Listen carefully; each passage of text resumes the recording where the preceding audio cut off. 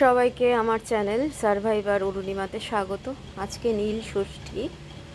আমি অসুস্থ মানুষ, তাই জন্য আমি বেশিক্ষণ অপেক্ষা করতে পারিনি।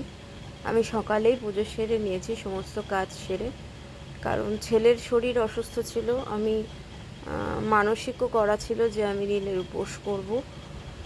আগে প্রতি বছরই করতাম। তারপরে ছেলের শরীর খারাপ চলাকালীন আমার নিজেরও খুবই শরীর খারাপ হয়েছে, যেহেতু নার্ভের ওষুধটা খুব কড়া। তাই তবু যেহেতু মানসিক করেছি, সেহেতু পুজো তো অবশ্যই করেছি, স্নান করে সমস্ত কাজকর্ম করে। আর চৈত্র মাস মানেই তো প্রচুর কাজকর্ম থাকে। ছেলের মাথায়, ছেলে ক্যামেরা করছিল, আমি ছেলের মাথায় বুকে তাপ দিচ্ছিলাম, কর্পূরের তাপ দিচ্ছিলাম। ছেলে আমার, দুই ছেলে দীর্ঘজীবী হোক, সুস্থ থাকুক, সকলের সন্তান সুস্থ থাকুক, সকল জাতি ধর্মের মানুষের সন্তানরা সুস্থ থাকুক, তাদের মায়েরা সুস্থ থাকুক, সপরিবার সবাই সুস্থ থাকুক। যারা মানুষ নয়, মনুষ্যতর, তাদের সন্তানরাও সুস্থ থাকুক। সারা ঘরে কর্পূরের ধোঁয়া দেখাচ্ছিলাম, দেখিয়ে ছেলেকে, ছোট ছেলেকে খুঁজতে যাচ্ছিলাম।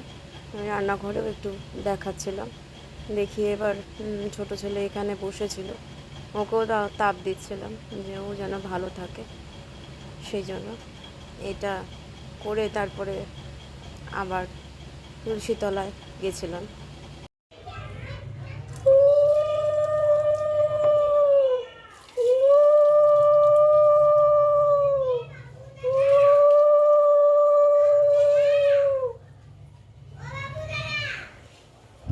সারা দে।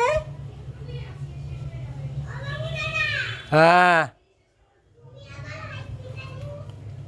হসপিটাল থেকে চলে এসেছে। হ্যাঁ ভালো। এইবার পুজো শেষে উপোস ভঙ্গের পালা। আমি খুব বেশি কিছু ফল পাকড় কিছুই কিনিনি, সাবু মাখা আর কলা দিয়ে আমার উপোস ভঙ্গ করেছে